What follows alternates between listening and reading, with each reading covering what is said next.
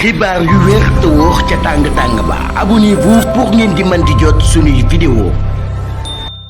jërë ngeen jëf ci ànd gi ak ñun ci chaîne bi di Buzz 221 HD état bu Sénégal jaarale ko ci trésor public daan nay lancé 19 juin ñaar fukki fan ak juróom-ñeent ci weeru juin atum 2024 dina lancé ab empreinte obligataire maanaam daal ab lépp boo xam ne kon dañ koy defaat ci ab montant bu toll ci 300 milliards de francs CFA. loolu nag yaa di koy def ci ab appel public jaarale ko ci l'épargne bu ñuy wax APE période bi nag war a dox ci diggante 19 ba 30 juin 2025 mu nekk ab opération boo xam nag daal day étaler ay tranches yu bëree bëri ci li ñu jëm ci wàllum ci mobiliser wàllum épargne nationale régionale et internationale ngir nag daal financer des projets structurants dans les secteurs prioritaires infrastructure éducation santé accès à l'eau énergie agriculture ak lu jëm ci wàllum numérique objectif yi nag daal ci opération boobee dafa nekk rek financer projet de développement à fort impact socio-économique ak renforcer li ñuy wax souveraineté ci wàllum financière ak économique ci réewum Sénégal waaye nag daal ngir jox citoyens yi aussi ab opportunité ngir nag ñu daal di mën a am ab placement accessible rentable de mobiliser une épargne nationale citoyenne waaye nag daal ba tey mu nekk ay caractéristiques yoo xam nag emprunté valeur bi nag daal dina toll ci 1000 francs CFA. Les taux d'intérêt et les durées sont respectivement 6,60% ci diirub juróomi at wala 6,75% ci diirub juróom-ñaari at wala 6,95% ci diirub fukki at. réduction bi nag daal dina ñëw en détail ci montant bi nga xam ne nag sa tranche daf koy daal di am mu nekk nag opération boo xam nag dafay intervenir ginnaaw bi nga xam daal nañu réaliser benn ci mars 2025 boo xam nag daal daan ne taxoon ba état bu Sénégal daal di mobiliser lu toll ci 405 milliards de francs CFA. Omar Sow daan nañ koy tëj ngir division de fausses nouvelles moom Omar Sow mi nekkoon ministre conseiller ci jamono yu Macky Sall daan nañ koy condamné mercredi bi ab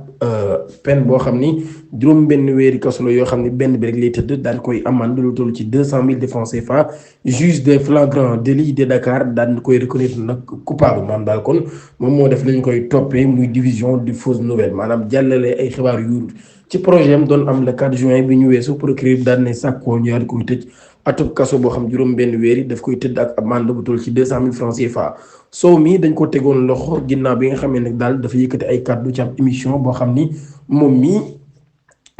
daf doon waxin nag daal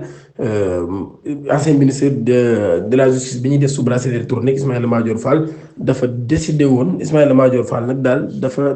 parquet bi dafa décidé woon ngir takkal ko bracelet électronique lu jiitu ñu koy jàpp wala ñu koy déglu waaye nag moom mi nag daal nee na dafa jaawale ci tudd gi mu tudd parquet bi ndax daal nee na nag daf ko génnee mbir mi ci contexte am neen nag daal kon lapsus la def ci beneen camp maanaam daal neen nag ñu daal def am montage vidéo bi nag daal di mujjee nekk lu viral lool moom mi loolu la daal di xamle. ba tey ci tribunal ba ci la ñuy des ngir ay kàddu yu tegginewul jëmale ko ci diine muy ay propos blasphématoire Cheikh Moussa Diagne daan nañ koy tëj juróom benn weeri kaso yoo xam ne daf koy tëdd. tribunal des flagrants délits de Dakar daan na joxe verdigam le 18 juin fukki fan ak juróom-ñett ci weeru juin atum 2024 ci mbir mi dox ci mbirum Moussa Diagne alias Sang Cheikh moom mi nekk ab membre ci mouvance bi ñuy wax ay yàlla juge bi daan na koy atte daal koy tëj juróom benn weeri kaso ak amende bu toll ci 200 000 francs CFA. Moussa Diagne dañ ko doon toppee ngir discours contraire aux bonnes mœurs incitation à la discrimination religieuse propos susceptibles de provoquer un soulèvement entre citoyens et injure via un système informatique bu nekk ay charges yoo xam ne nag daal loolu yi ci ay déclaration yu mu defoon mu nekk ay déclaration yu doy waar loolu daal koy def ci alxuraan loolu yi sax ñoom wax na nag daal vidéo bi mi ngi daté depuis 2020 waaye teewul loolu yëpp daal nañ koy condamné ay avocat am nag jàpp ni daal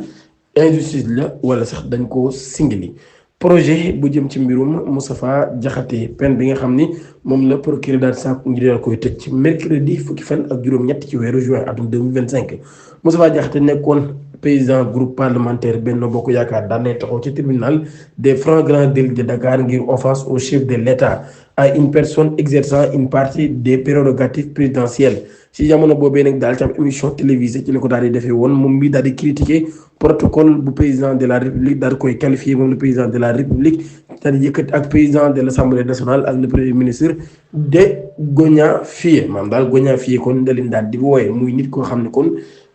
jàngul amul éducation civilisé wul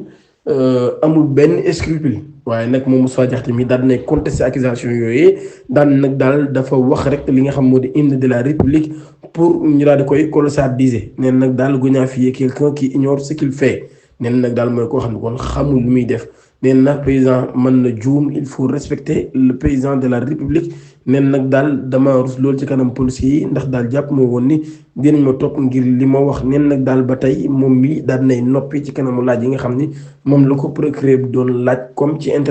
interrogatoire le ministre public nag daal daan nay wax ni Diakhaté mi respecté wul institution yi daal sàkk yoon ñu daal koy tëj juróom benn weeri kaso yoo xam ñett yi daf koy tëdd waaye laaj ko ab amende bu toll ci 200 000 francs CFA. Conseil de division et éditeur de presse du Sénégal CDEPS daal na yuuxu neen nag daal dafa jàpp ne ab acharnement la état bi di def jëmale ko ci presse privée bi ci ab communiqué bu ñu publié ñoom ñi ginnaaw bi nga xamee ne kon ay revers judiciaire daan nay am daal jëmale ci ministère de la communication bi par la cour suprême organisation bi mi ngi dénoncé nag daal ab série de décisions boo xam ne dafa jàpp ni liberticide la waaye nag daal di sant bu baax a baax suspension bi nga xam ne nag daal daan nañ koy def ci arrêt ministériel bi nga xam ne da doon interdit parution de plusieurs médias comme Public SN ak yu ni mel ñoom ñi ko ñu jàpp ne daal ab victoire la bu ñu am ci lu jëm ci wàllu liberté d'expression jaar ak li ñuy wax état de droit CDEPS nag daal mi ngi accusé bu baax a baax kon régime de Bassirou Diomaye Diakhar Faye bi daal daan ne dañoo dugal secteur bi nag ci ab crise boo xam ne bu metti la ci supprimer bi nga xam ne supprimer nañ ko ay contrat public gelé ay subventions waaye tamit yokk coût de division yi waaye tamit licenciement yi nga xam ni daan nañ koy def mu nekk ay licenciement massif waaye nag ñoom ñi ñu ngi woote kon ab mobilisation nationale ngir nag ñu daal di sàmm suñu indépendance de la presse mu nekk nag ab pilier ci wàllum démocratie sénégalais balaa muy trop tard. Programme d'acquittement menacé Maïmouna Dièye daan nay alerter sur l'urgence du financement le ministre de la femme et de solidarité Maïmouna Dièye daan nay tirer la sonnette d'alarme mardi daan nay wax nag daal lu jëm ci wàllu manque financement yi nga xam ne dafa freiné ngir nag ñu daal di mën a taxawal les projets d'équité territoriale et l'accès aux services sociaux pour les populations vulnérables maanaam kon population bi nga xam ne kon ñoom la seen loxo gën a ñàkk mën a jot seen ginnaaw waaye nag daal ba tey ci session bi nga xam ne comité de pilotage consacré à l'évaluation du plan de travail et du budget 2024-2025 daan nañ ko doon def mi ngi plaider nag daal ngir nag ñu daal diversifier bu baax a baax source de financement yi nga xam ne am nañ ko rawatina nag jaarale ko ci partenaires publics yi ak privés yi ba tey ci loolu yi tension budgétaire yi nga xam daan nay am nag ministre daan nay woote ngir nag ñu daal di am ay stratégie yoo xam ne yu innové lay doon ngir nag daal di mën a wut saafara ci yooyu lay mbir climat justice nag daal mën nañu wax ne CNTS ñu ngi def ab alerte climat social daan nay dégradé bu baax a baax ci secteur judiciaire bi syndicat bi nga xam ne nag ñoo yor ñoo seq ñi nga xam ne ñoo liggéey ci wàllum yoon muy senti juste ñoom bi daan nañu annoncé ab grève bu toll ci ñaari fan muy 48 heures mi ngi commencé mardi 18 juin 2025 syndicat bi nag daal ñu ngi dénoncé li nga xam nag mooy l'inaction persistante des autorités face à des revendications jugées légitimes nen nag daal kon ñàkk a taxaw goo xam ni kilifa yi ñàkk nañ leen koo taxaw ci ay mbir yu ni jàmbat yoo xam ne jàpp nañ ni seenu moomeel la ñu daal leen ci mel nag dañ leen cee dummóoyu loolu yi moo tax ñoom ñuy woote ab grève wala bokk na ci li tax ñuy woote ab grève ñu ngi leen jox di daje ba ëllëg incha allah jërë ngeen jëf